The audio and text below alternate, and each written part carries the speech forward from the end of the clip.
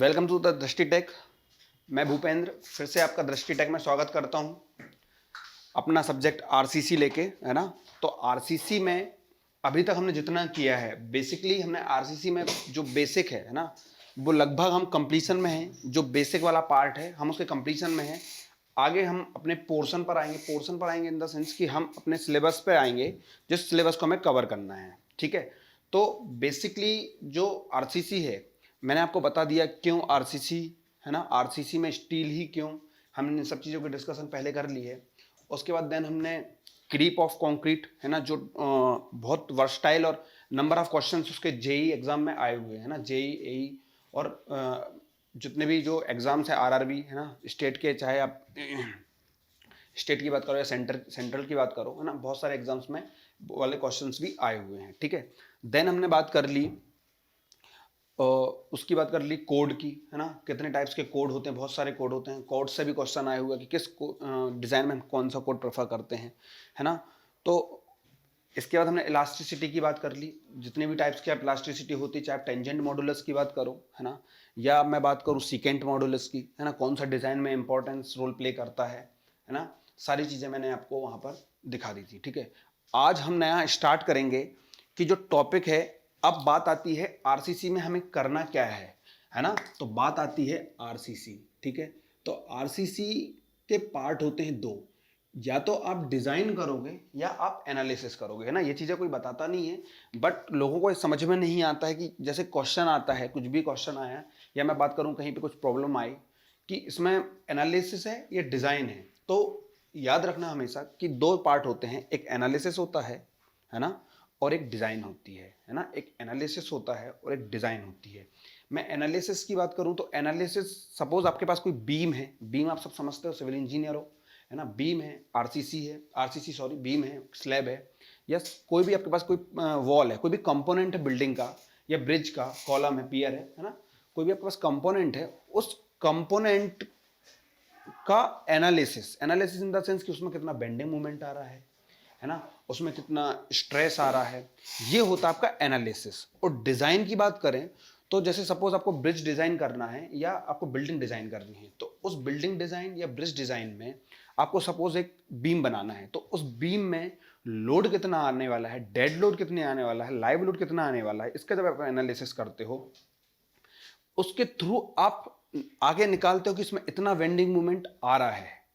ठीक है। इसमें इतना वेंडिंग मूवमेंट के लिए डिजाइन हो रहा है, ये, है ना। मतलब आपको टोटल लोड पता होना चाहिए कि इतना लोड है, और इस लोड के बाद अगर हमें डिजाइन करना है, तो डिजाइन करने के लिए उसमें आप बेंडिंग मूवमेंट निकालते हो, है ना। उस बेंडिंग मूवमेंट के लिए आप डिजाइन करते हो। आ रहा समझ में। और इसमें हम रेजिस्टेंस निकालते हैं। किस में रेजिस्टेंस निकालते हैं? एनालिसिस में, कि ये बिल्डिंग है, बिल्डिंग में एक कंपोनेंट है, बीम है, स्लैब है, इसमें इतना मूवमेंट ऑफ रेजिस्टेंस ये रजिस्ट कर सकता है, तो ये होगा आपका एनालिसिस। ठीक है। तो दोनों चीजें बहुत इंपॉर्टेंट है। लोगों को कभी क्या होता है कि जब एग्जाम में क्वेश्चन आता है, तो ये पता होना चाहिए कि एनालिसिस है कि डिजाइन है ना, एनालिसिस है कि डिजाइन है। ठीक है। तो अब इनकी जब बात आती है, किसकी? एनालिसिस की। ठीक है। एनालिसिस की बात आती है और डिजाइन की बात आती है। ठीक है। तो ये चीजें आप समझ गए कि एनालिसिस डिजाइन। अब बात आती है कि एनालिसिस डिजाइन, तो इनके लिए मेथड्स थी, है ना। पहले क्या था, स्टार्टिंग में जब मैंने आपको बताया था पीसीसी से कैसे हमने स्टार्ट किया, कैसे हम आरसीसी में आए, सारी चीजें मैंने सीक्वेंसली इसलिए बताई कि आप रिलेट कर पाओ, और जैसे ही आप रिलेट करोगे चीजें, तो आपको सीक्वेंसली आपको पूरी आरसीसी आने लगेगी। तो पूरी चीजें रिलेटेड हैं। मतलब आप मैकेनिक्स में गए तो मैकेनिक्स के बाद सोम से फिर आप स्ट्रक्चर पे आए, है ना, स्ट्रक्चर के बाद आप आरसीसी पे आए, सारी चीजें रिलेटेड हैं। आपके एक एक चीज के बेसिक यदि क्लियर नहीं है, मैकेनिक्स के बेसिक क्लियर नहीं है या सोम के बेसिक क्लियर नहीं है, तो आप आरसीसी पर नहीं आ सकते हो। सारी चीजें वहीं से ली गई हैं, है ना। चाहे आप बेंडिंग मूवमेंट की बात करो, है ना, स्ट्रेसेस की बात करो, सारी चीजें वहीं से ली गई हैं। तो एनालिसिस और डिजाइन दो पार्ट होते हैं। अब इनके लिए मेथड्स हैं, है ना। तो सबसे पहले के टाइम पे क्या होता था, उतना लोगों को नॉलेज नहीं था, है ना। मैंने बताया था पीसीसी इसलिए तो यूज करते थे क्योंकि लोगों को ये टेंसाइल स्ट्रेन के बारे में नॉलेज ही नहीं था कि टेंसाइल स्ट्रेन भी कोई चीज होती है, टेंसाइल से भी फेल हो सकता है ना। वो कंप्रेशन में लेके कंक्रीट को सिर्फ प्लेन कंक्रीट बनाते थे, आया समझ में। स्मॉल क्रैक के लिए स्टील डालते थे। ठीक है। तो जैसे जैसे नॉलेज बढ़ा, तो सबसे पहले जब स्टार्ट किया तो सबसे पहले जो मेथड आई वो मेथड थी working stress method, working stress method, ठीक है, जिसको आप लोग शॉर्ट फॉर्म में बोलते हो WSM।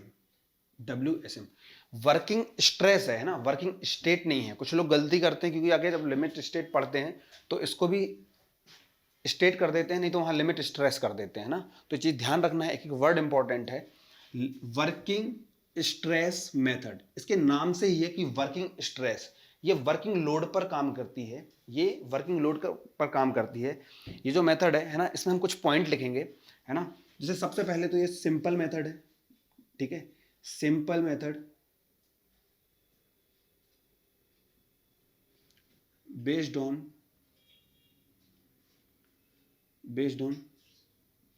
Elastic deformation, elastic deformation, ठीक है। सारी चीजें समझ में आएगी, आप बस देखिए। सिंपल मेथड है ना, ट्रेडिशनल भी है ना, ट्रेडिशनल भी बोल सकते हो, ट्रेडिशनल भी है ना, इलास्टिक डिफॉर्मेशन पर बेस्ड है, ठीक है।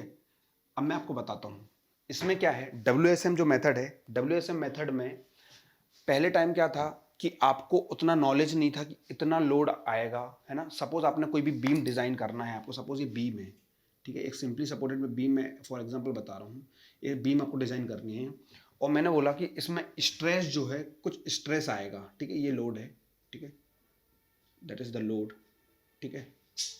अब इस पे लोड आएगा तो ये फेलियर पे जाएगा, है ना। लोड फेलियर पे कब जाएगा, जब ये लोड एक्सट्रीम हो जाएगा, है ना, आपके वर्किंग लोड से ज्यादा हो जाएगा। तो ये जो मेथड है WSM मेथड जो है, वो बात करती है सिर्फ और सिर्फ आपकी वर्किंग लोड की इन द सेंस कि ये मेथड जो है वो फेलियर तक नहीं जाती है, मतलब ये अल्टीमेट लोड तक नहीं जाती है। मेरे कहने का मतलब सिर्फ इतना है, जैसे सपोज इसमें आपका स्ट्रेस आ रहा है 5 न्यूटन पर mm², ठीक है, ये आपका लोड एट फेलियर है, अल्टीमेट लोड, अल्टीमेट स्ट्रेस की बात करो आप, है ना, अल्टीमेट स्ट्रेस की बात करो, ठीक है। अल्टीमेट स्ट्रेस की जब मैं बात करता हूं तो क्या आएगा आपका 5 न्यूटन पर mm², इस लोड में ये फेल हो जाती है या इस स्ट्रेस में ये फेल हो जाती है। तो जो WSM है वो यहां तक नहीं जाता है, वो बहुत कंजर्वेटिव है। कंजर्वेटिव मतलब 2 न्यूटन पर mm² तक ही डिजाइन कर पा रहा है, मतलब इतने स्ट्रेस तक ही हम उसको डिजाइन कर रहे हैं। या इसमें आप बेंडिंग मोमेंट की बात कर सकते हो, जैसे सपोज मैंने बोला कि बेंडिंग मोमेंट जो आ रहा है इसमें, वो आ रहा है 16 किलो न्यूटन मीटर यदि आएगा तो ये बीम फेल हो जाएगी। तो ये यदि मैं बात कर रहा हूं किस पे, वर्किंग स्ट्रेस में, तो ये 4 किलो न्यूटन मीटर, ऐसा है ना। इनका कोई रेशियो नहीं है, रिलेशन नहीं है, मैं सिर्फ सेक ऑफ एग्जांपल बता रहा हूं आपको कि working stress method conservative side होती है, मतलब ये सिर्फ सर्विसिबिलिटी की बात होती है। जैसे सपोज आपकी बिल्डिंग में क्रैक्स दिखते हैं तो वो फेल हो जाती है क्या, नहीं होती है। तो ये वहां तक की डिजाइन करता है, बस उसके आगे की डिजाइन ही नहीं करता है। इसका मेरे कहने का मतलब ये है कि ये मेथड जो है वो सर्विसेबल है, माइन्यूट क्रैक्स आए, है ना, उसके लिए बहुत अच्छी मेथड है, क्योंकि ये क्रैक्स तक ही इसने अपने स्ट्रेसेस को लिया है या इसने अपने बेंडिंग मोमेंट को डिजाइन किया है। बट इसके आगे की बात आती है ना। ऐसा तो होता नहीं कि हमारे बिल्डिंग में हल्के क्रैक्स आते तो हम बिल्डिंग छोड़ के भाग जाते हैं, बाहर निकल जाते हैं, ऐसा अब नहीं होता है ना। तो अभी जो डिजाइन है वो इस पर बेस्ड नहीं है, ठीक है। अब जो डिजाइन होती है वो इस पर जनरली बेस्ड नहीं होती है, ठीक है। ये एग्जाम्पल था, है ना, इसको समझाना था मेरे को इलास्टिक डिफॉर्मेशन को, तो ये आप समझ गए होंगे, ठीक है। देन बात आती है इसमें जो सबसे मोस्ट इंपॉर्टेंट है ना, जनरली जो लोग डिस्कस नहीं करते हैं, वर्किंग स्ट्रेस मेथड में सबसे ज्यादा इंपॉर्टेंट है वो है, सबसे ज्यादा जो इंपॉर्टेंट है वो है आपका स्ट्रेस, ठीक है। जो स्ट्रेस की मैं बात कर रहा हूं, ठीक है। सबसे पहले तो आप सिंपल मेथड, ट्रेडिशनल मेथड, इस चीज को याद रखेंगे, है ना, ये सबसे सिंपल है और इलास्टिक डिफॉर्मेशन पर बेस्ड है, ठीक है। ये क्या करता है, जो आपके स्ट्रेसेस ड्यू टू, ठीक है। अब बताइए यदि बिल्डिंग होगी तो बिल्डिंग में अलग अलग लोड होंगे, है ना। लोड के बारे में आप जानते हो, डेड लोड होता है, ठीक है, लाइव लोड होता है, विंड लोड होते हैं, है ना, बहुत सारे लोड्स होते हैं, अर्थक्वेक लोड भी होता है, ठीक है। तो ये वर्किंग स्ट्रेस मेथड जो है, ये सारे लोड्स को, जितने भी इसके लोड्स हैं, चाहे आप इसकी बात करो डेड लोड की या लाइव लोड की बात करो, जो लोड हैं इन लोड की एक साथ स्ट्रेसेस नहीं देता। मेरे कहने का मतलब सिर्फ इतना है कि stresses due to load, live load, ठीक है, डेड लोड, ठीक है, विंड लोड,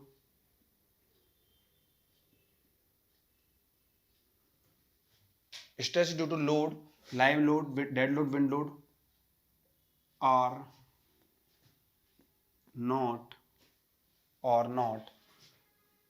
considered simultaneously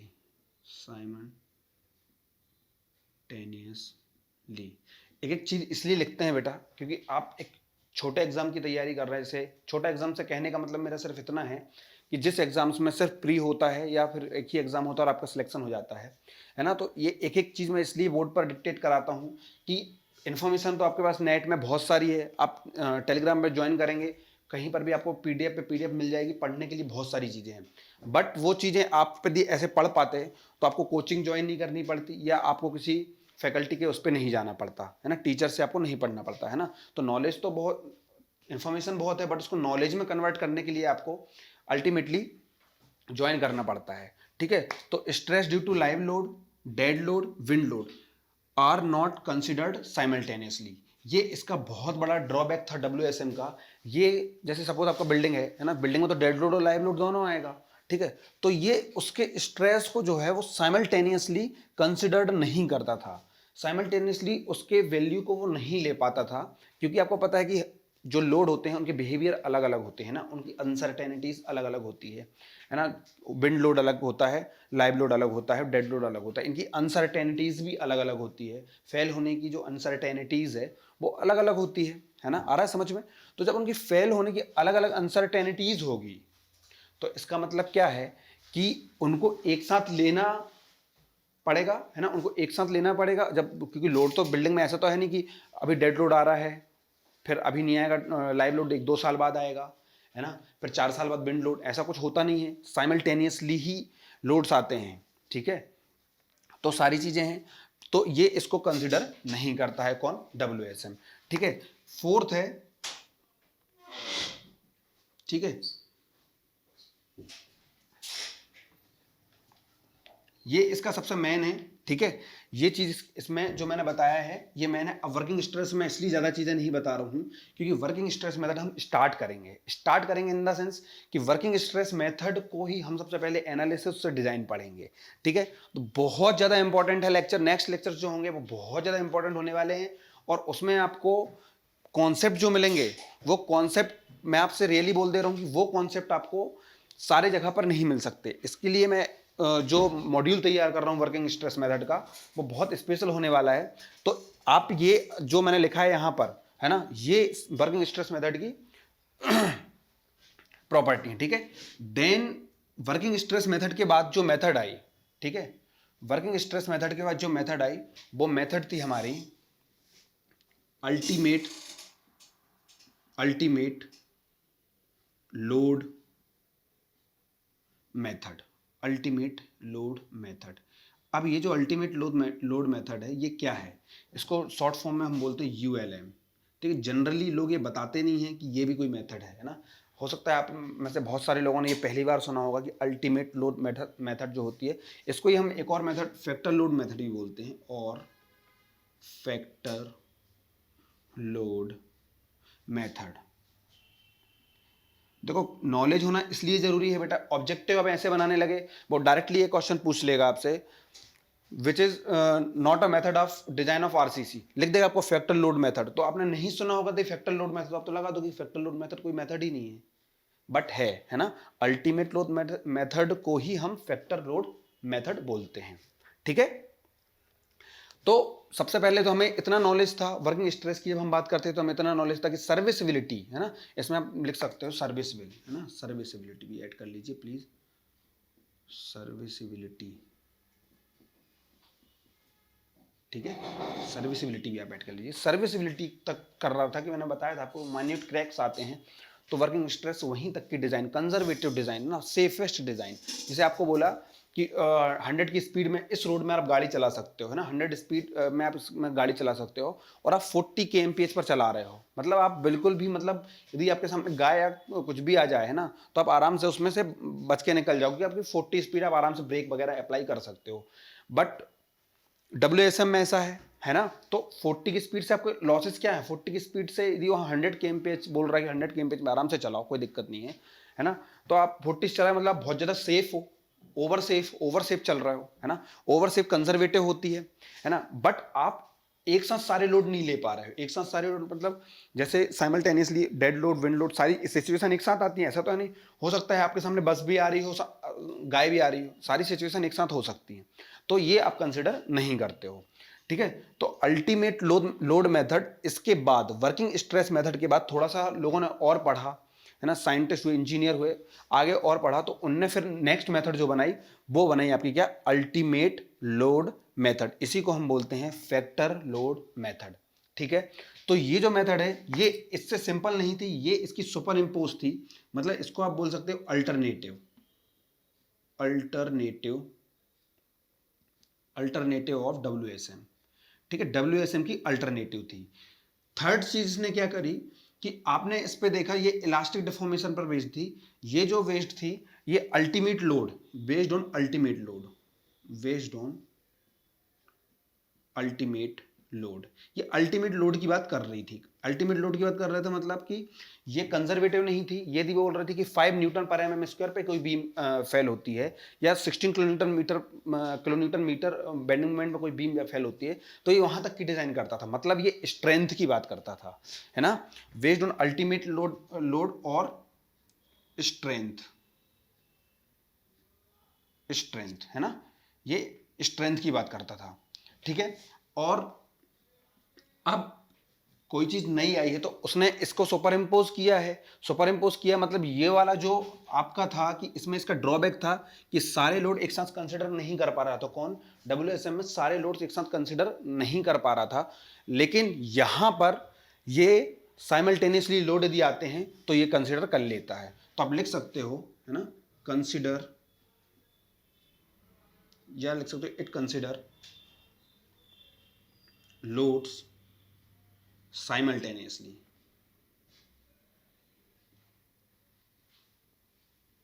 ठीक है, आया समझ में, ठीक है। तो अल्टीमेट लोड मेथड जो है अल्टरनेटिव ऑफ WSM है, नंबरिंग थोड़ी गलत हो गई है ना, पहली में फर्स्ट आएगा यहाँ पर, फर्स्ट, ठीक है, देन सेकंड और ये थर्ड, ठीक है। तो कंसिडर है ना, it consider simultaneously, load consider करता है साइमल्टेनियसली है ना, एक साथ यदि कोई भी लोड आता है तो कंसिडर कर लेता है, ये कौन सा, ULM, यही तो हमने चेंज किया WSM से, जब हम अल्टीमेट लोड में आए तो हमें पता होना चाहिए कि हमने क्या चेंज किया है, ठीक है। तो अल्टीमेटली आप इसमें जो सीखे, इसमें मतलब WSM में जो आप सीखे ये सर्विसिबल की बात कर रहा है, ठीक है, ये सर्विसिबल की बात कर रहा है, और ये बात कर रहा है आपकी स्ट्रेंथ की है ना, स्ट्रेंथ या बोलो अल्टीमेट लोड की है ना, अल्टीमेट लोड की, ठीक है, और स्ट्रेंथ की बात कर रहा है ये है ना, बिल्कुल ये बात बिल्कुल सच है कि ULM मेथड आपको स्ट्रेंथ तो अच्छी देगा, स्ट्रेंथ अच्छी देगा मतलब आपको उससे जो निकलने वाला है ना आउटपुट जो है बिल्डिंग से या कोई भी स्ट्रक्चर से या कोई भी कंपोनेंट से जो होगा वो आपको स्ट्रेंथ अच्छी देगा, मतलब आप आगे तक जा सकते हो है ना, आप आगे तक डिजाइन कर सकते हो, बट ये सर्विसेबल नहीं होगा है ना, नॉट सर्विसेबल, नॉट सर्विसेबल है ना, नॉट सर्विसेबल है ना, नॉट सर्विसेबल कब, आफ्टर दी अल्टीमेट लोड है ना, मतलब अल्टीमेट लोड पे जब आ जाती है अल्टीमेट लोड पर जब आ जाता है स्ट्रक्चर या कंपोनेंट तो वो सर्विसेबल नहीं होगा क्योंकि क्रैक्स आ जाएंगे उस पर, है ना। और इस पे क्या है, ये अल्टीमेट लोड की बात कर ही नहीं रहा, ये तो स्ट्रेंथ की बात वहां तक तो जा भी नहीं पा रहा है ये, तो ये सिर्फ सर्विसेबल की बात कर रहा है, ठीक है। तो ये मेथड्स आपको समझ में आई कि working stress method, then ultimate load method. फिर उसके बाद धीरे धीरे और आगे, है ना, वो हुआ आरसीसी का, है ना, एवेल्युएशन बोलना चाहिए, कि फिर लोगों ने चेंज क्या किया कि इन दोनों मेथड को ही और कंजर्वेटिव बनाया, मतलब इन दोनों के कॉन्सेप्ट को और मिलाया, और आगे चल के जो मेथड बनी वो बनी आपकी कौन सी method, LSM, limit state method, जो आजकल, है ना, आजकल बहुत ज़्यादा यूज़ हो रही है। मैं ये बिल्कुल नहीं बोलूँगा कि डब्ल्यूएसएम बिल्कुल भी यूज़ नहीं होती है। डब्ल्यूएसएम मेथड जो है वो सर्विसिबिलिटी, मतलब आप सोच रहे हो कि जैसे लिक्विड रिटेनिंग स्ट्रक्चर की जैसे मैं बात करूं, है ना, लिक्विड रिटेनिंग स्ट्रक्चर की बात करूं या बड़े आरसी स्ट्रक्चर की बात करूं, ब्रिजेस की बात करूं, जहां पर माइन्यूट क्रैक्स भी हमें बहुत इंपॉर्टेंट रोल प्ले कर रहे हैं, तो वहां पर हम डब्ल्यूएसएम यूज़ करते हैं ना, वर्किंग स्टेट मेथड यूज़ करते हैं। आज भी IS 3370 जो है 3370, मैंने कोड आपको बहुत पहले बता दिए थे, IS 3370 for liquid retaining structure like water tank, है ना, तो इनके लिए हम आज भी WSM मेथड प्रेफर करते हैं, ठीक है। तो अब बात आती है आपकी limit state method, limit state, यहां स्टेट है ना, लिमिट स्टेट मेथड, ठीक है। लिमिट स्टेट मेथड की मैं बात करूं तो इसने दोनों चीज को यूज किया, किस किस को यूज किया, WSM को भी और ULM को भी, है ना। तो हम डायरेक्टली ऐसा बोल सकते हैं कि WSM plus ULM equal to LSM, ये समझने के लिए, है ना, ऐसा कोई इक्वेशन नहीं होता है बेटा। WSM plus ULM equal to LSM, मतलब इसने इसका कॉन्सेप्ट यूज किया और इसका कॉन्सेप्ट यूज किया और फिर ये मेथड बन गई। मतलब इसका इसने क्या कॉन्सेप्ट यूज किया, सर्विसिबिलिटी, है ना। आपको पता है सर्विसिबिलिटी, है ना, सर्विसिबिलिटी क्या होती है कि आपकी वो बिल्डिंग या स्ट्रक्चर कब तक सर्विसेबल है ना, क्रैक्स, है ना, या वाइब्रेशन, ये सब चीजें सर्विसिबिलिटी के अंडर आती है। देन ULM क्या बोलता है आपको, स्ट्रेंथ की बात करता है, स्ट्रेंथ की बात करता है या अल्टीमेट लोड की बात करता है, अल्टीमेट लोड की बात करता है। तो ये दोनों चीजें WSM सर्विसिबिलिटी और स्ट्रेंथ अल्टीमेट लोड, है ना, या फिर लिमिट स्टेट, या आप बोल सकते हो अल्टीमेट लोड या कोलैप्स लोड बोल सकते हो, है ना, कोलैप्स लोड, ठीक है। तो सर्विसिबिलिटी की बात कर रहा था कौन, WSM। ULM क्या कर रहा था, स्ट्रेंथ या अल्टीमेट लोड तक जा रहा था, बट वो सर्विसिबिलिटी की बात बिल्कुल नहीं कर रहा था, है ना, नहीं तो हमारी यही मेथड मैन हो जाती।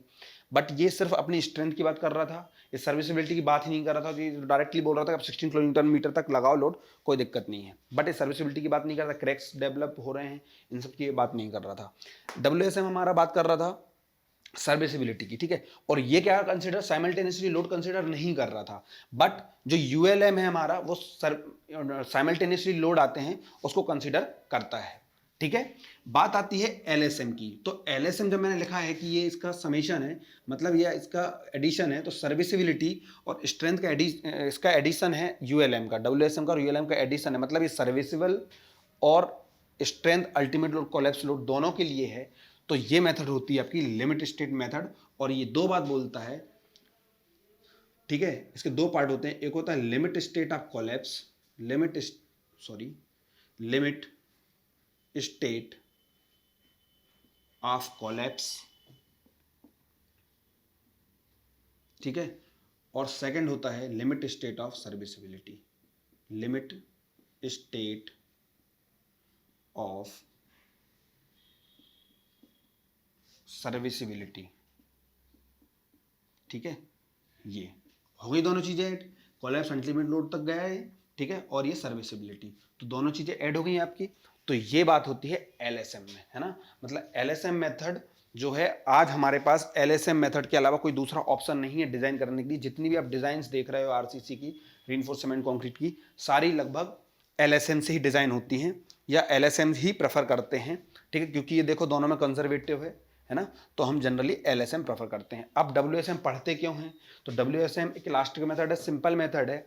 इसको पढ़ना इसलिए भी जरूरत हो जाता है कि ऐसा नहीं कि इससे स्ट्रक्चर डिजाइन नहीं होते हैं, इससे liquid returning structure IS 3370 WSM में बेस्ड है।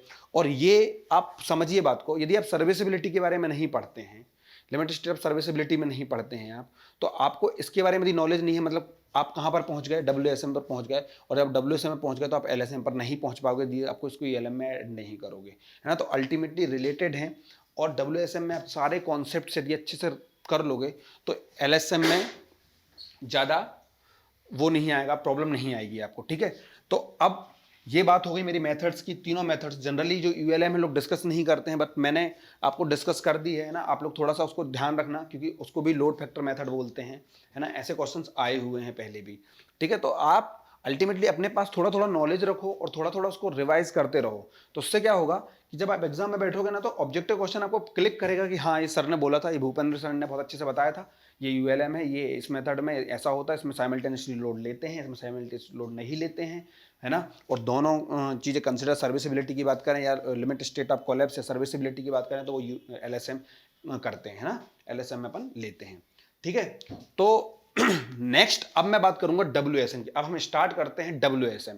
तीनों का मैंने थोड़ा सा कंपैरिजन बता दिया, है ना। अब जो बात करेंगे अब करेंगे हम बात WSM की, ठीक है।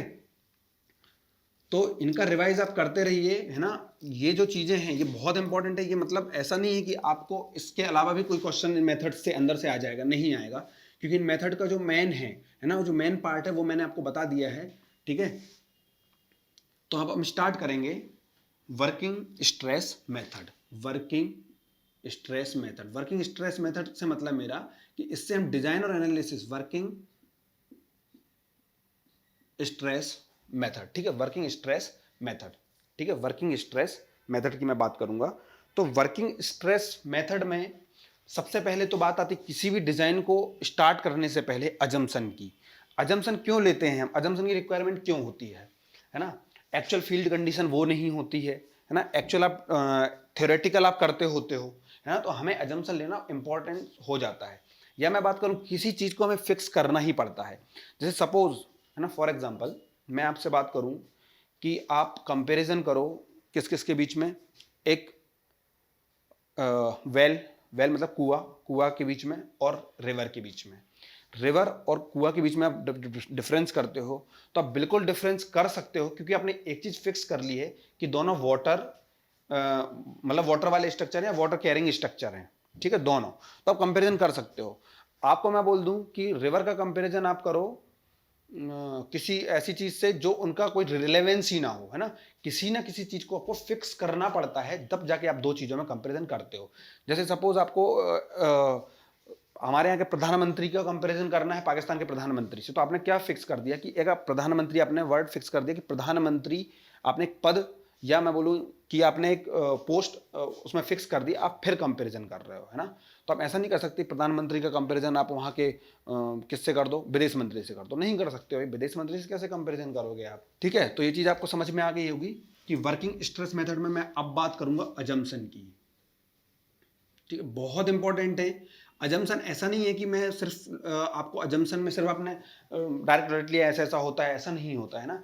आप एक एक चीज को समझो, आपको बहुत आनंद आने वाला है। अजम्पशंस के आप जितने भी पॉइंट्स को आप समझोगे, एक एक पॉइंट आपको हर पॉइंट पर याद आएगा कि हाँ, हमने अजम्पशन लिया है इसलिए हम ऐसा नहीं कर रहे हैं, हमने अजम्पशन लिया है इसलिए हम ऐसा नहीं कर रहे। पूरी डिजाइन आप पूरा कंजर्वेटिव पूरा आप देखोगे, वो पूरे पार्ट्स में आपको दिखेगा कि आप आराम से जब कर रहे हो तो आप देखोगे कि यार हाँ, यहाँ पर ये अजम्पशन यूज हुआ, हाँ यहाँ पर ये अजम्पशन यूज हुआ। मतलब इसको आप वायलेट नहीं कर सकते। आप जहां जहां इसको वायलेट करेंगे आप डिजाइन से बाहर हो जाएंगे, आप एनालिसिस बाहर हो जाएंगे, ठीक है। So number one assumption is the plane section remains plane, plane section is remains plane before and after bending, है ना। आफ्टर बेंडिंग ये याद तो सबको होगा, बट इसके अंदर की जो मीनिंग है वो ज्यादा समझना इंपॉर्टेंट है, स्टेटमेंट से कुछ भी नहीं है, है ना। Plane section remains plane before and after bending. चलो हम लेट अस समझते हैं इसको कि होता क्या है अल्टीमेटली। देखो सपोज मैंने कोई बीम ली, है ना। आपको अभी कुछ भी नॉलेज नहीं है, सिर्फ आपको बीम का नॉलेज इसलिए कि आपने सॉम पढ़ रखी है ना। तो आपने सपोज सिंपल बीम ली, और ये बीम की मैं बात करूं, ये हमने सिंपली सपोर्टेड बीम, ये आपने देखा होगा है ना, सिंपली सपोर्ट हमने बना दी, बीम ली, ठीक है। इसका क्रॉस सेक्शन बनाने की जरूरत नहीं है, इसलिए मैं नहीं बना रहा हूँ, ठीक है। तो ये मैंने इसकी एक्सिस है ना, न्यूट्रल एक्सिस बोल दो, सेंट्रोइडल एक्सिस बोल दो, ये मैंने बना दी, ठीक है। अब इस पर अल्टीमेट कुछ लोड आया, ठीक है, कुछ लोड आया, तो ये क्या होगा, बेंड होगा, है ना। बेंडिंग बहुत कम होती है, बट यहां पर हम इसलिए ज्यादा दिखाएंगे क्योंकि आपको देखना है ना, आपको समझना कि बेंडिंग होती क्या है। नहीं तो बहुत में बेंडिंग आती है, ऐसा नहीं कि आपको यहाँ पर मैं थोड़ा सा बना दूँ तो आप सोचो कि आपको समझ में नहीं आएगा, इसलिए मैं थोड़ा बेंडिंग ज्यादा बनाऊंगा। और जब मैं इसकी बेंडिंग बनाऊंगा तो ये बीम ऐसी हो जाएगी, ठीक है, आपकी एक्सेस भी ऐसी हो जाएगी, ठीक है। सो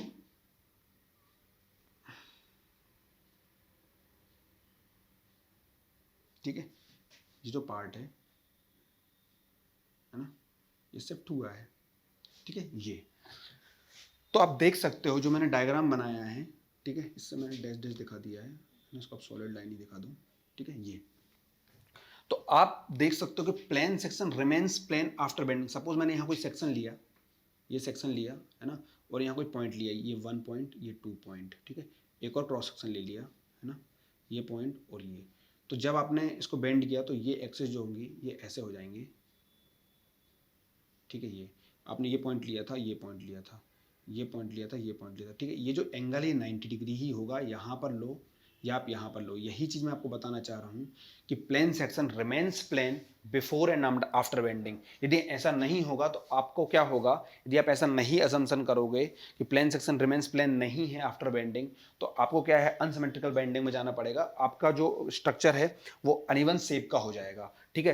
तो प्लेन सेक्शन अब इससे जो आता है निकल के, मैं आपको बता देता हूं। ये जो अजम्पशन है, ये इसको यूलर्स बर्नौली अजम्पशन भी बोलते हैं, ठीक है। इनने दिया इसलिए, है ना, Euler's Bernoulli assumption,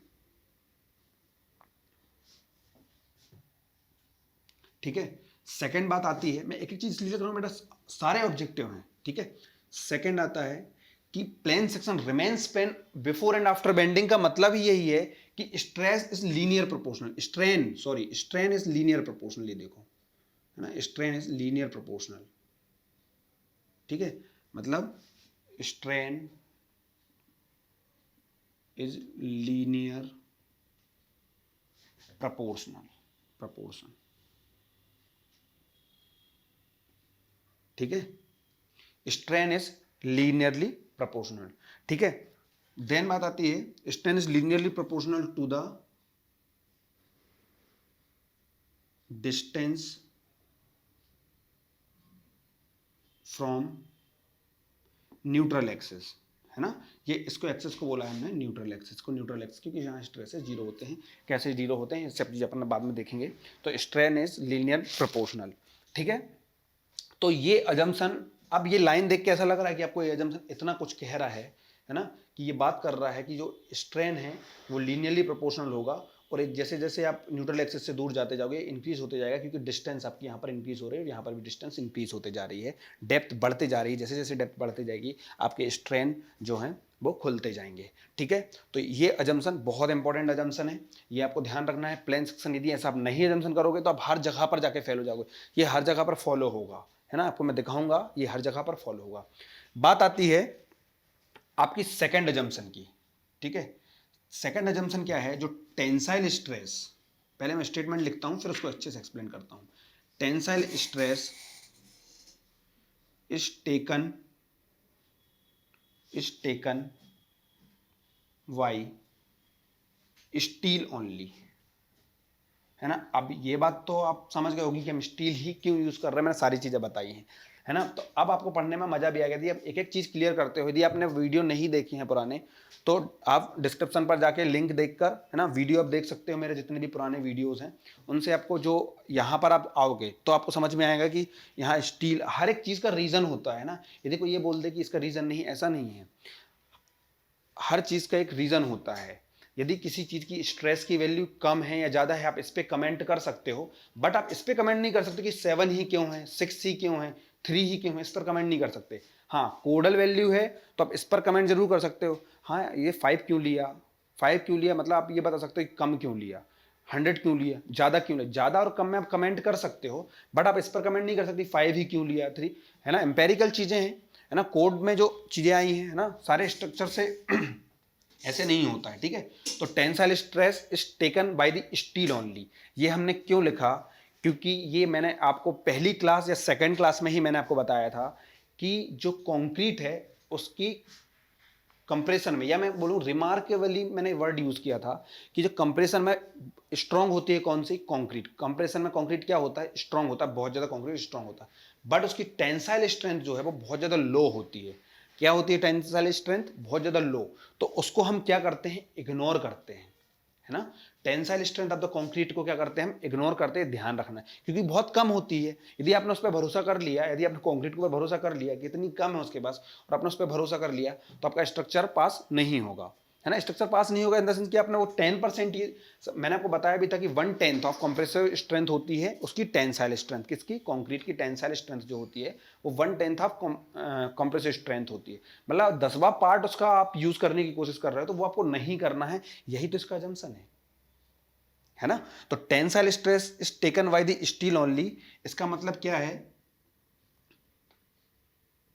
tensile strength, है ना, मींस लिख सकते हो आप, मींस, है ना, means tensile strength, tensile strength of, tensile strength of concrete is ignored, ignored, ठीक है। Tensile stress is taken by steel only, tensile strength of the concrete is ignored, ठीक है। तो ये एजम्पशन आपको समझ में आ गया होगा, ठीक है।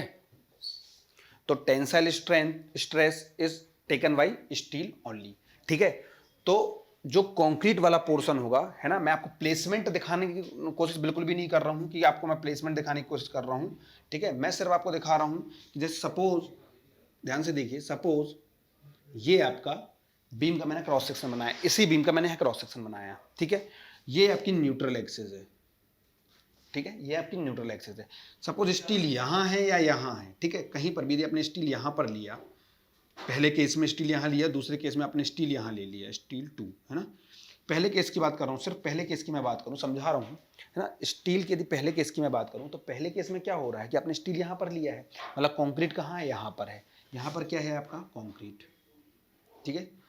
तो जब आप यहाँ की बात करते हो, नीचे की जब आप बात करते हो, तो ये जो पोर्शन है ना, जो मैं जिसको मैं सर्कुलर दिखा रहा हूँ, ये जो पोर्शन है, ये वाली कंक्रीट को आप क्या कर रहे हो, इग्नोर कर रहे हो, क्यों, क्योंकि जो टेंसाइल स्ट्रेस है वो सिर्फ क्या ले रहा है, स्टील, है ना, तो वो सिर्फ उसको होल्ड करके रखा है, बाकी आप उसको क्या कर रहे हो, इग्नोर कर रहे हो, है ना। तो यही आपका सेकंड अजम्पशन है, ठीक है। तो ये आपके दो अजम्पशन बहुत क्लियर होने चाहिए कि दोनों ही अजम्पशन है, ठीक है। जरूरी नहीं कि यहाँ की कंक्रीट थोड़ा बहुत स्ट्रेंथ ना दे या कुछ भी ऐसा ना हो, है ना, ऐसा होता है ना, लेकिन आप ये इग्नोर कर रहे हो, है ना, यहाँ की जो कंक्रीट है इसकी जो टेंसाइल स्ट्रेंथ है आप डिजाइन में क्या कर रहे हो, इग्नोर कर रहे हो, ठीक है। देन अब जो हमारा थर्ड अजम्पशन है वो भी बहुत इंपॉर्टेंट है। आई थिंक ये जो दो अजम्पशन है आपको बहुत ज़्यादा अच्छे से समझ में आए होंगे, है ना, क्योंकि मैंने इसमें कोई भी चीज़ ऐसी नहीं छोड़ी है कि जो आपको ऐसा कभी लगे कि नहीं सर ने ये नहीं बताया है। मैंने इसमें सारी चीज़ें आपसे डिस्कस करी है दोनों अजम्पशन में, है ना। जितनी भी चीज़ें मेरे से हो सकती थी या जितनी भी चीज़ें आपको लिए इंपॉर्टेंट है, सबसे मेन तो क्या है, मेन तो क्या है कि देखो मैं कुछ भी पढ़ा दूँ आप पढ़ लोगे, बट सबसे मेन चीज़ क्या है, एग्जाम क्रैक करना, है ना। एग्जाम क्रैक करने के लिए आपको वही चीज़ पढ़नी है जो एग्जाम पर आती है, ठीक है। आपको जबरदस्ती ज़्यादा चीज़ें नहीं पढ़नी है क्योंकि बुक्स में या कोर्स में कोई कमी नहीं है, आप जितना चाहे उतना पढ़ सकते हो, ठीक है। तो ये जो दो अजम्पशन मैंने आपको इतने विस्तृत तरीके से, या मैं बोलूँ कि एक एक चीज़ अच्छे से समझाई, तो इसका ये मतलब है कि आप इसको अच्छे डिफाइन तरीके से देखें, ठीक है। तो ये दो अजम्पशन बहुत ज़्यादा इंपॉर्टेंट थे। थर्ड अजम्पशन की मैं बात करूं, ये भी बहुत इंपॉर्टेंट है, ठीक है। सिर्फ हम अभी WSM का कर रहे हैं बेटा, है ना, ध्यान रखना अपने माइंड पे, हम सिर्फ WSM की बात कर रहे हैं। जैसे plane section remains plane after bending before bending, वो मैंने आपको दिखाया था, वो सारे में फॉलो होता है, बट अभी हम सिर्फ WSM की बात कर रहे थे, मैं WSM के ही सारे अजम्पशन लिख रहा हूँ, ठीक है। तो थर्ड अजम्पशन है आपका stress strain, stress strain diagram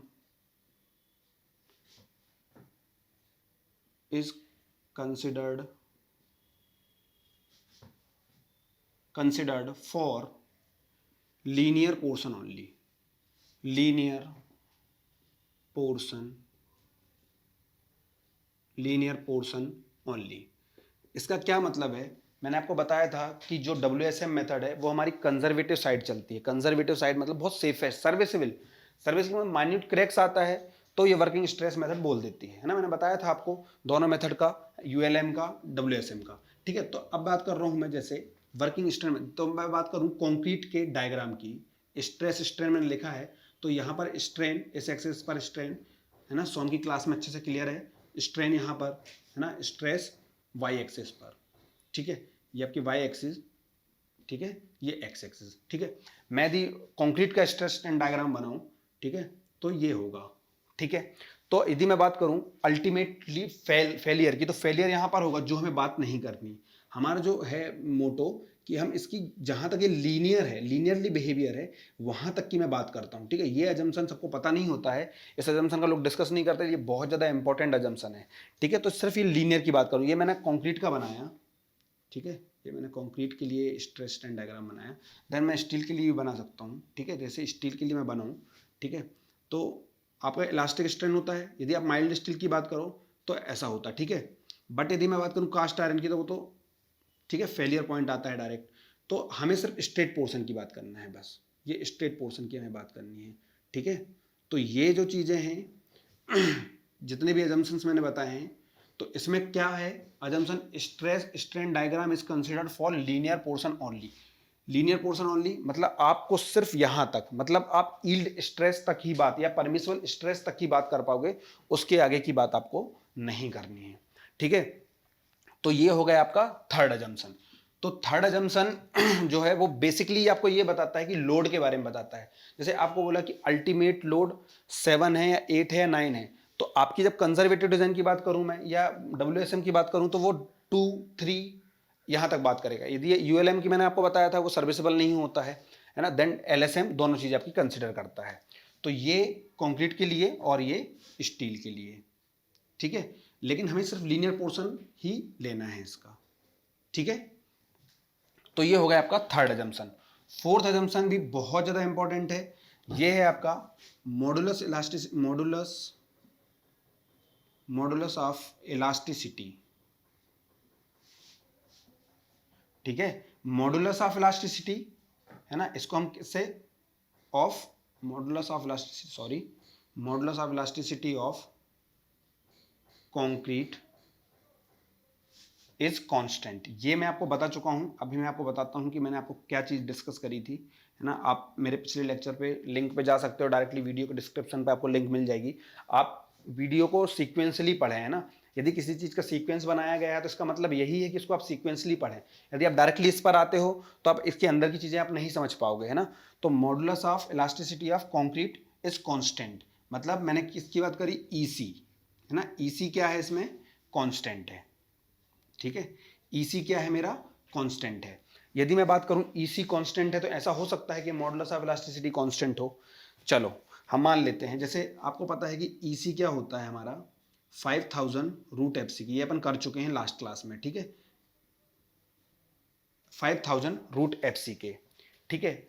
अब मैंने बोला कि आपको क्रीप का इफेक्ट लेना है, तो आपका फॉर्मूला कन्वर्ट हो गया, क्या हो जाता है, EC equal to 5000 root FC के डिवाइड बाई 1 प्लस थीटा, ठीक है, 1 प्लस थीटा। यदि मैं एक ही मेंबर की बात करूं, मैं ज्यादा मेंबर में कंपैरिजन नहीं कर रहा हूं, सपोज मैंने बीम ही ली, है ना, सपोज मैंने बीम ली और बीम का मैंने डायग्राम ड्रॉ किया, ठीक है, ये बीम बना दी मैंने, सिंपली सपोर्टेड, है ना, फॉर योर कंजर्वेशन, ठीक है। तो बीम की मैं बात करूं, मैं बीम की बात करता हूं, तो बीम में मेरे को आप बताना कि यदि मैं इसमें बात करूं ईसीज कांस्टेंट की, ईसीज कांस्टेंट की, तो मतलब मैं ये बात कर रहा हूं यहां पर ईसी, यहां पर ईसी, किसी भी क्रॉस सेक्शन पर ईसी सेम हो, ऐसा हो सकता है क्या, ऐसा हो सकता है, बिल्कुल हो सकता था जब आपका फॉर्मूला सिर्फ 5000 रूट एफसी के होता, मतलब आप क्रीप का इफेक्ट नहीं कैलकुलेट करते। बट आप क्रीप का इफेक्ट कैलकुलेट कर रहे हैं, यदि आप रख रहे हैं क्रीप का इफेक्ट, तो ये बिल्कुल भी कांस्टेंट नहीं होगा, है ना। इसलिए तो ये अजम्पशन है। यदि कांस्टेंट हो जाता तो ये अजम्पशन क्यों होता, ये तो रियलिटी होती, है ना, इसलिए ही ये अजम्पशन है। ठीक है, तो ये अजम्पशन भी बहुत ज़्यादा इंपॉर्टेंट है। आप डायरेक्टली ही अप्लाई करते हो ईसी को या मॉडुलस ऑफ इलास्टिसिटी को, है ना। और स्टील का तो आपको पता है कि जो कांस्टेंट है 2 × 10⁵ ठीक है। तो ये आपका हो गया फोर्थ अजम्पशन। ठीक है, तो इनको आप रिवाइज करना बहुत ज़्यादा जरूरी है। एक एक चीज़ का रीजन इनके अंदर से ऑब्जेक्टिव आता है ना। जैसे सपोज मैंने ये बताया तो ये लीनियर का पूछ लेता है वो डायरेक्टली कि किस पोर्शन को, या बोलता है कि कहाँ तक हम इसको ले सकते हैं, किसको, हमारे इस मेथड को, ठीक है, WSM को। और इसके पहले भी जो मैंने बताया कि यूलर्स और उसका इक्वेशन है वो बर्नौली का, किसी को नहीं पता होता कि वो अजम्पशन किसका है ना। तो वो अजम्पशन किसने लिया, यूलर्स और बर्नौली ने वो अजम्पशन दिया।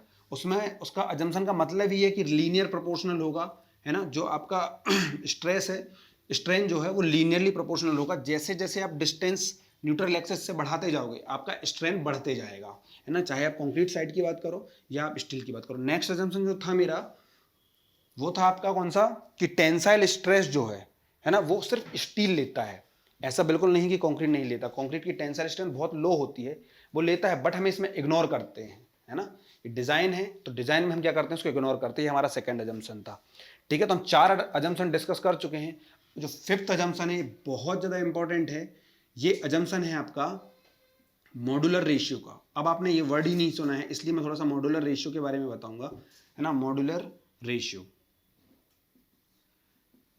क्या था कि वर्किंग स्ट्रेस मेथड की जब बात आई, मतलब वर्किंग स्ट्रेस मेथड जब स्टार्ट हुई तो उस टाइम पे लोगों के पास उतना नॉलेज नहीं था। तो नॉलेज नहीं होने के कारण क्या होता है, स्ट्रेसेस जो होते थे, चाहे कंक्रीट की बात करें या स्टील की बात करें, तो जो स्ट्रेसेस होते थे तो स्ट्रेसेस बढ़ जाते थे, है ना।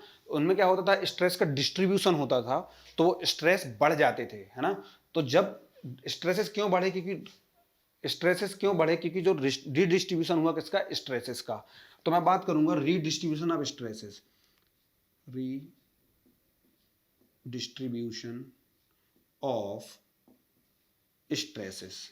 ठीक है, तो जब ये रीडिस्ट्रीब्यूशन ऑफ स्ट्रेसेस हुआ तो इससे क्या हुआ बेटा, इससे हुआ क्या कि जो आपका यील्ड स्ट्रेस है ना, जो आपका परमिसिबल स्ट्रेस है वो बढ़ गए। ठीक है, बढ़ गए, और वो कम से कम कहाँ पहुंच गए, लगभग वो यील्ड स्ट्रेस के पास ही पहुंच गए, है ना, समझने के लिए है। तो वो यील्ड स्ट्रेस के पास पहुंच गया, मतलब ये कि आपका जो रीडिस्ट्रीब्यूशन हो रहा है उससे स्ट्रेसेस बढ़ रहा है। तो इस चीज को कंसिडर करने के लिए ही मॉड्यूलर रेशियो का यूज हुआ। मॉड्यूलर रेशियो का यूज सिर्फ इसलिए हुआ कि जो रीडिस्ट्रीब्यूशन ऑफ स्ट्रेसेस है इसको कंसिडर करने के लिए मॉड्यूलर रेशियो का यूज हुआ। और ये मॉड्यूलर रेशियो क्या बताता है कि उनके बीच में इलास्टिसिटी का कंपैरिजन करता है, तभी तो आप स्ट्रेसेस पे जा पाओगे, क्योंकि आपको पता है stress is directly proportional to the strain, है ना, हुक्स लॉ आपने पढ़ा है। और आपने जो कांस्टेंट यूज होता है वहां पर इलास्टिसिटी ही कांस्टेंट यूज होता है। ठीक है, तो हम बात करेंगे मॉड्यूलर रेशियो की, जो कि होता है M = ES elasticity of steel. हम कई बार यूज कर चुके इसलिए मैंने डायरेक्टली ES लिख दिया। EC elasticity of concrete. ठीक है, ES इलास्टिसिटी ऑफ स्टील और EC इलास्टिसिटी ऑफ कंक्रीट। ठीक है, तो इलास्टिसिटी ऑफ स्टील तो आपको पता है ना, क्योंकि हमारा क्वालिटी कंट्रोल। ठीक है, तो 2 × 10⁵ न्यूटन पर mm²। ठीक है, अब बात करेंगे हम EC की। EC मैंने बताया था आपको, है ना, EC as per IS 456 5000√FC है ना। मैंने बताया था कि कब 5000 लेना है, जब आप 2000 कोड कंसिडर करते हो, जब 1978 कंसिडर करते हो तो 5700 होता है। ठीक है, ठीक है, और जब आप क्रीप इफेक्ट और लोगे, तो हम क्रीप इफेक्ट अभी नहीं ले रहे हैं, मैं सिर्फ आपको ये दिखाने की कोशिश कर रहा हूँ कि M = ES/EC। ठीक है, तो 2 × 10⁵ 5000√FC के। अब इस बात पे अजम्पशन इन्होंने ये लिया कि आपको सिर्फ इस पे जब बात करोगे आप मॉड्यूलर रेशियो में, तो जो इफेक्ट है ना, इफेक्ट अजम्पशन की बात कर रहा हूं, मैंने थोड़ा समझा दिया कि मॉड्यूलर रेशियो होता क्या है ना। Effect of creep is partially, है ना। अभी हम एग्जांपल के थ्रू देखेंगे, है ना, partially effect of creep is partially considered. ठीक है, कितना कंसिडर करना है, सिर्फ आपको पार्शियली कंसिडर करना है क्रीप का, है ना, सिर्फ पार्शियली। ये इसका अजम्पशन था, पूरा लेना था बिल्कुल भी नहीं लेना था। है ना। तो कैसे आप बात करोगे कि पूरा लेना था या बिल्कुल भी नहीं लेना था, तो ये पार्शियली कंसिडर कर लेता है, कहाँ क्रीप हो रहा है कहाँ नहीं हो रहा है, इसलिए क्या कंसिडर कर रहा है कि पार्शियली कंसिडर कर रहा है। ये हमारा फिफ्थ अजम्पशन था। अब बात आ गई थी हमारे पास कहाँ, m equal to E s by E c, then E s you know very well and E c you know very well, ठीक है। तो ये बात आ गई थी अपनी यहां पर, ठीक है। आगे हम चलते हैं, इसके अजम्पशन की बात की कि इस अजम्पशन को आप कैसे फुलफिल करोगे। तो मैं एक एग्जांपल लेता हूं, है ना। तो हमारे पास दो डायग्राम है, दो फॉर्मूला है। जैसे मैंने बोला इसमें हमने क्या है, नो क्रीप, कोई क्रीप कंसिडर की नहीं की, इसमें क्रीप नहीं की, है ना। यदि हम कंसिडर करते हैं क्रीप, कंसिडर्ड की बात करूं, है ना, कंसिडर करते हैं, तो आपका क्या फॉर्मूला हो जाता है, m equal to 2 into 10⁵ that is E s divide by 5000 root F C के, है ना। और इसके डिवाइड में क्या आएगा, 1 प्लस थीटा, जो ऊपर जाके यहाँ के मल्टीप्लिकेशन में क्या जाएगा, 1 प्लस थीटा, ठीक है। Theta you know very well ना, अपने लास्ट क्लास में मैंने आपको सारी चीज़ें बताई थी कैसे थीटा चेंज होता है एज के साथ, ठीक है, क्रीप कोफिशिएंट। तो m equal to 2 into 10⁵ into 1 plus theta divide by 5000 root F C के। हमारे पास दोनों फॉर्मूले हैं, ठीक है, ठीक है। अब जब इस इफेक्ट की बात करते हैं पार्शियली कंसिडर्ड, तो हम इसका यूज करें कि इसका यूज करें। यदि हम इसका यूज करते हैं तो हम क्रीप को कंसिडर नहीं करते हैं। यदि हम इसके नीचे वाले को यूज करते हैं 1 प्लस थीटा वाले को, तो हम क्रीप को कंसिडर करते हैं। तो यही जो अजम्पशन लिया, इस अजम्पशन को लेके ही कोड में डायरेक्टली m की वैल्यू दी, जो कि फॉर्मूला के थ्रू 280 डिवाइड बाई 3 सिग्मा सीबीसी, ठीक है। यहां सिग्मा सीबीसी क्या है,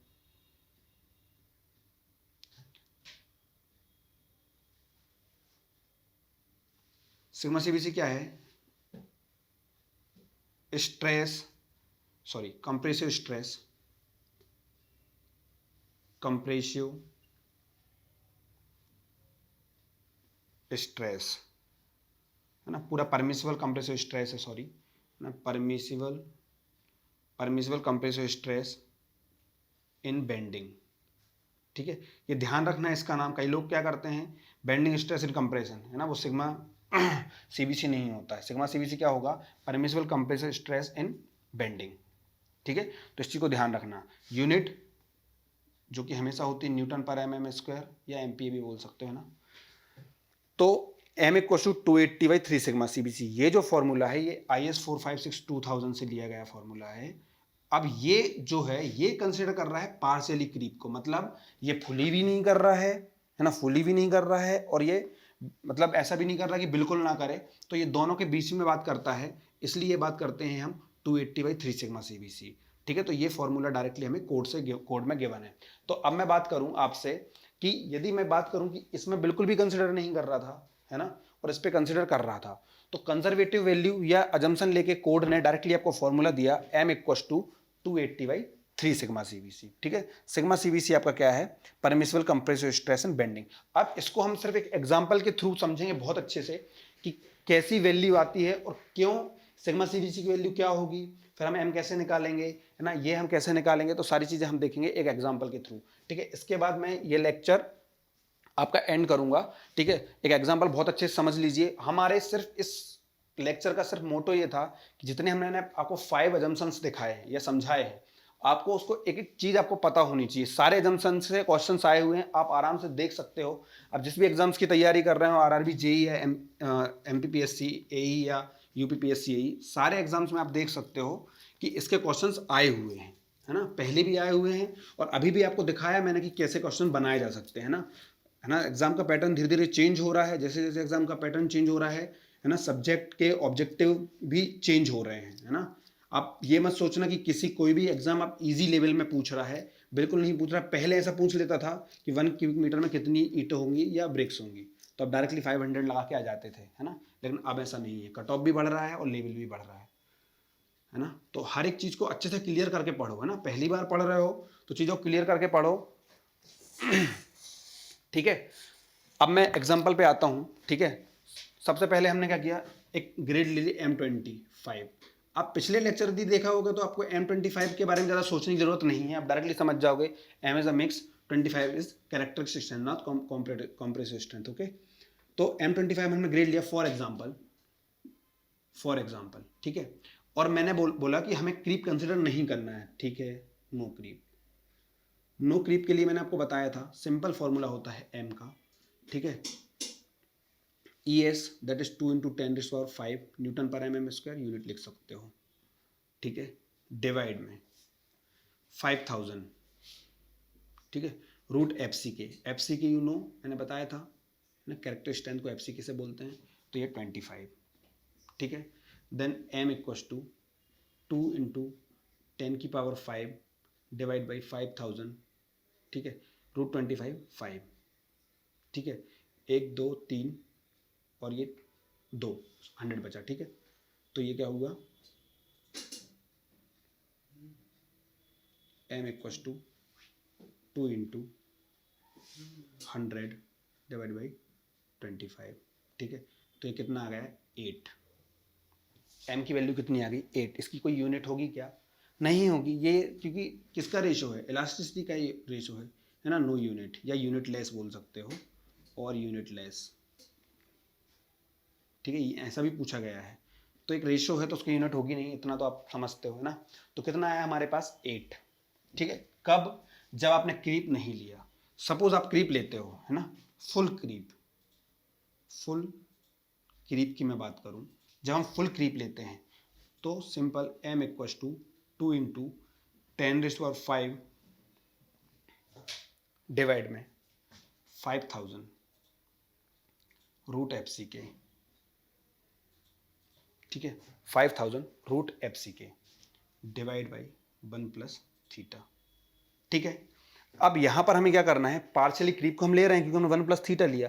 तो मैंने आपको बताया था कि 7 डेज, मैं फिर से लिख दे रहा हूं, है ना, 28 डेज और 1 ईयर के लिए मैंने क्रीप कोफिशिएंट आपको लिखा था, है ना।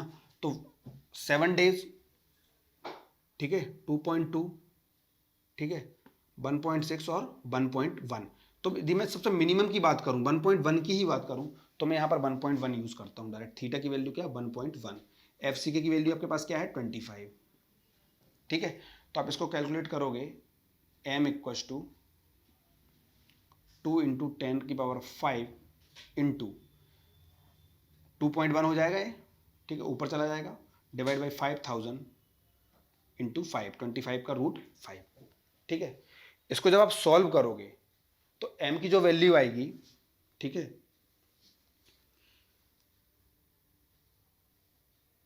ठीक है, ये 2 बचा, 25, ये 8 बचा था, है ना। तो 8 मल्टीप्लाई बाई सेम है ना, सिर्फ हमें 1+θ ऐड करना है, तो 8 मल्टीप्लाई बाई 2.1, है ना, तो 8, है ना, 16.8, ठीक है। तो ये आपने कर दिया, ठीक है।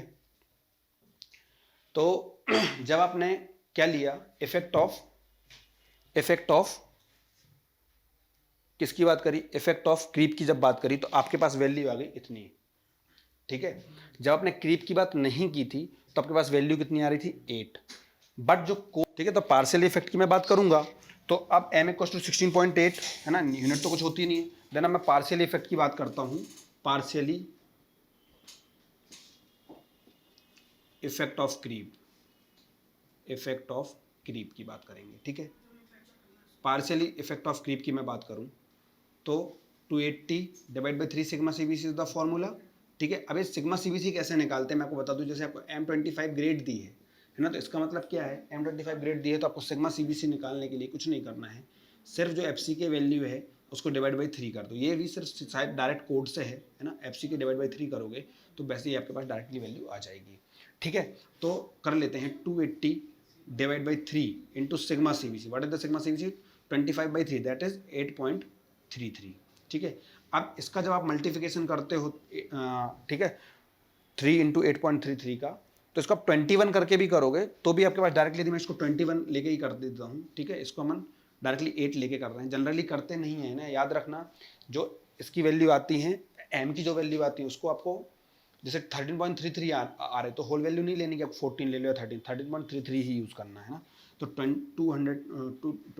280 डिवाइड बाई 21 है ना, 24 सॉरी, है ना, इसको हम 8 लेके ही कर दें तो 24 होगा, ठीक है। तो 4 से जाएगा 7 टाइम्स, 6 टाइम्स और ये 7 टाइम्स, ठीक है, ये कैंसिल हो जाएगा।